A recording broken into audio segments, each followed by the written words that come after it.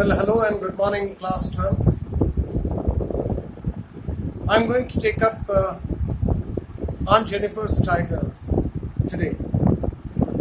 This is the shortest poem in your course, and I'm going to discuss it. And thereafter, we shall be discussing the lessons from the textbook. Well, let us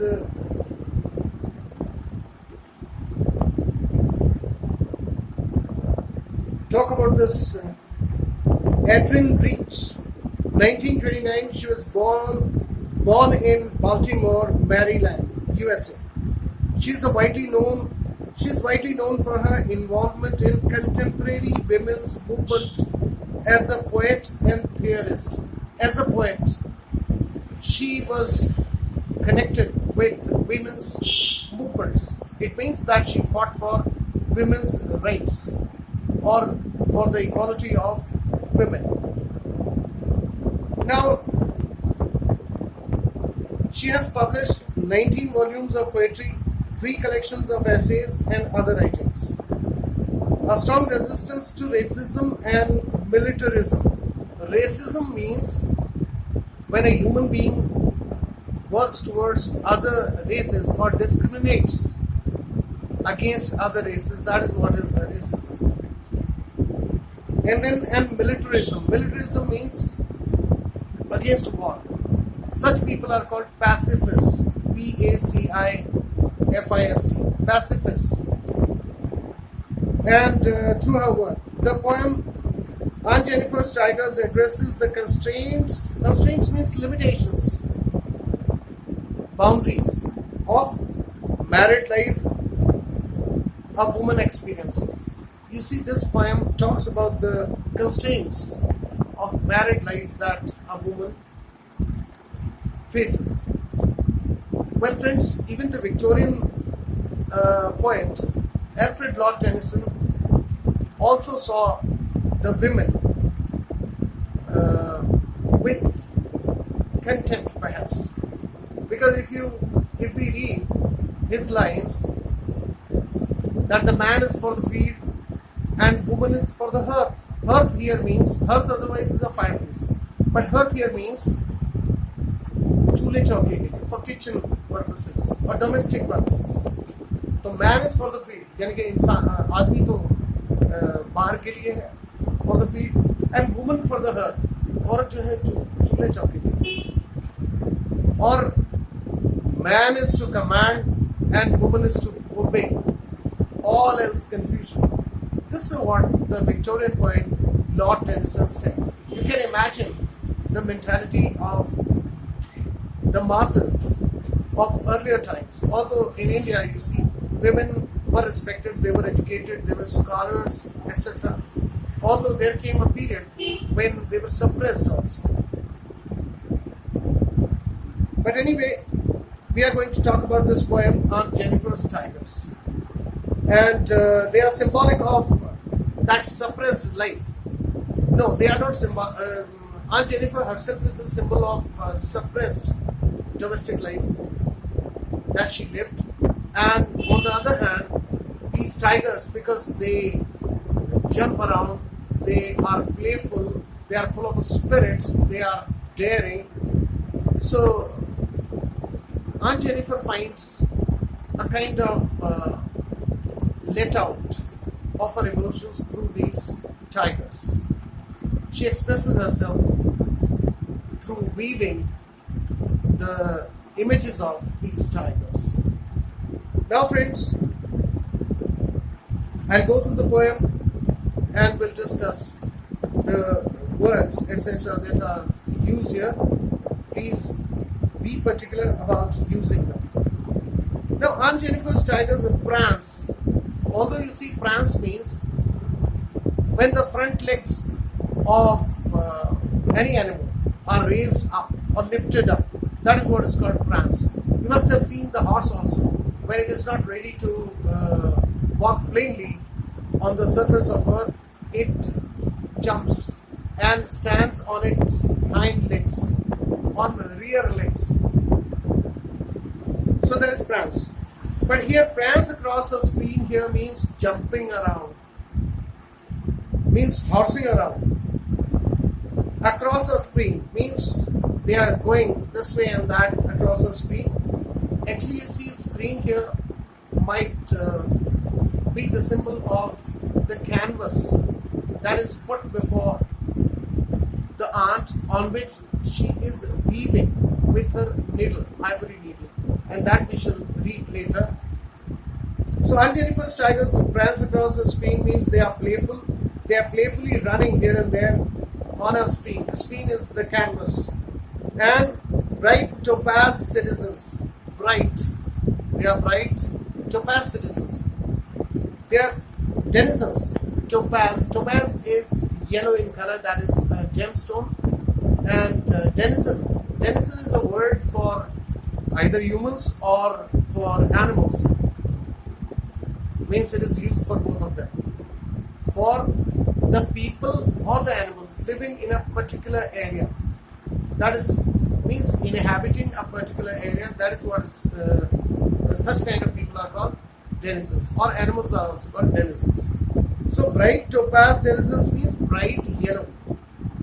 Denizens of a world of green. World of green means where the greenery abounds, where there is plenty of greenery or vegetation, etc. Or as we say, flora.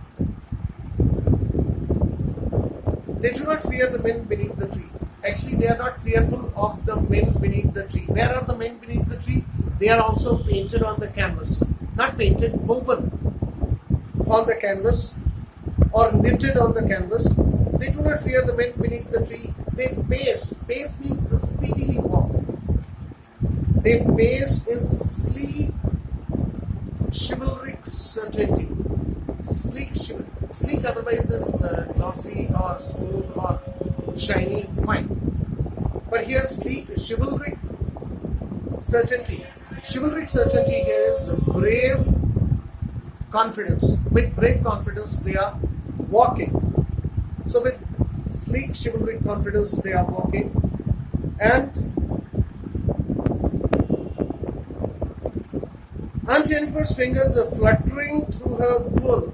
Fluttering, it is a sign of weakness, that she is unable to weave through her fingers because they have become, she has grown so old and they have become so inert, inactive, almost motionless. She is unable even to pull the ivory needle through the this woolen canvas. And now they do not fear the men beneath the tree. They base in sleek chivalric certainty. Chivalric actually means brave or valiant. Actually, chivalric word was used for medieval knights who were very brave and they fought for the security of children and ladies. But here the term has been used for courage. They are courageous, they are bold. So with boldness and with certainty means with confidence, they are walking. See, it is opposite or in contrast to this Aunt Jennifer's own character or her own personality. Aunt Jennifer's fingers fluttering through her wool find even the ivory needle hard to pull. You see, even she finds it difficult to pull through the wool, even the ivory needle. Ivory needle is made of the tusks of the tuskers. Tuskers are elephants that have long teeth. So even it is made of that ivory, means from the tusk of the elephant, which is very, very light, but she finds it hard to pull. The massive weight of Uncle's wedding hand, massive weight, huge weight of Uncle's wedding band. Wedding band is actually wedding ring. It's not a band like you wear, friendship band, etc. Wedding band is wedding ring. So wedding ring also does not have that weight. But why it has a weight? Because it has the weight of the dominance of husband. You get my point? So it is a sign of slavery in a way of the men. So Uncle's wedding band sits heavily upon Aunt Jennifer's hand. Now here hand also means finger only. And even if you take it for the band very literally, if you take the word, that wedding band, okay, it might be.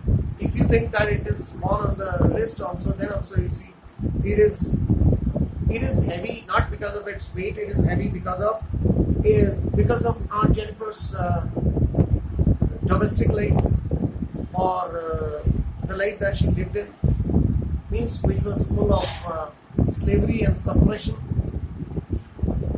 Now, when Aunt is dead, means once she is dead, her terrified hands will lie still ringed. But this is called run-on line. I might have told you this earlier also.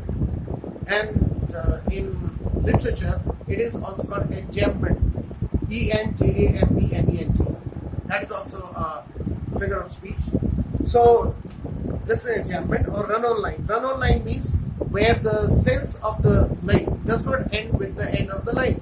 Instead, you have to move further, you have to jump further. For example, Aunt Jennifer's fingers fluttering through her wool find even the ivory needle hard to pull. She finds it very difficult to pull the ivory needle through that woolen canvas. The massive weight means the huge weight of Uncle's wedding band. Because you see, she was bound in a wedlock. Wedlock means marriage. She was bound in a marriage.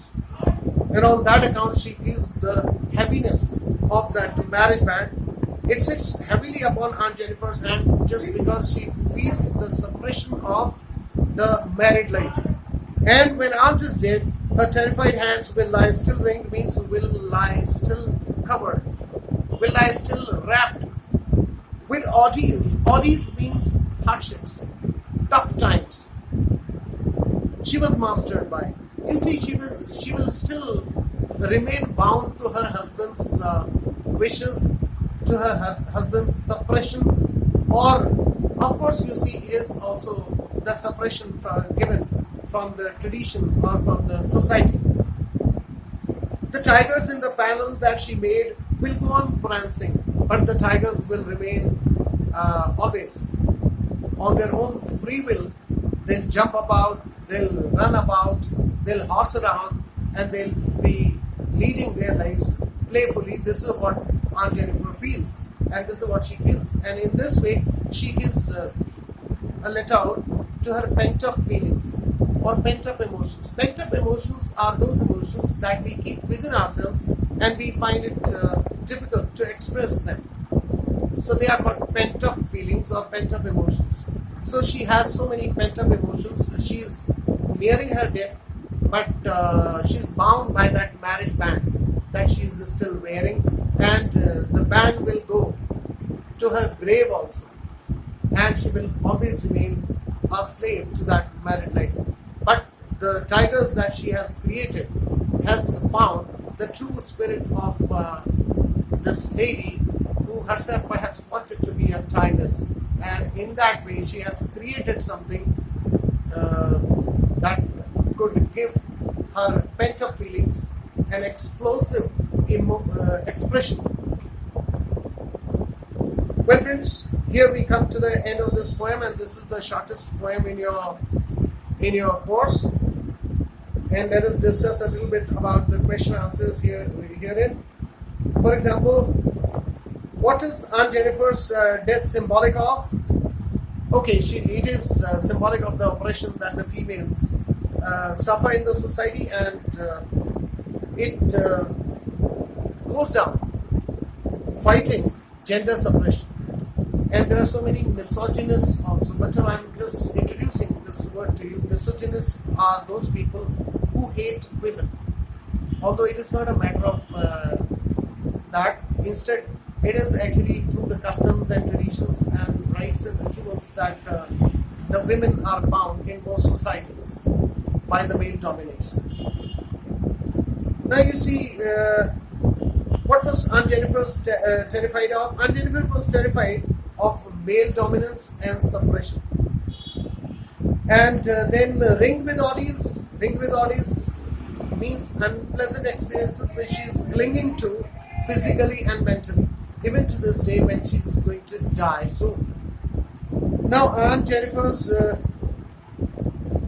what are Aunt Jennifer's tigers? The tigers are embroidered by Aunt Jennifer on a canvas. And then how do they look like? They are yellow like topaz. Means the precious gem that is called topaz. And what does their prancing indicate? Their jumping indicates their confidence, their fearlessness, their boldness, their outgoing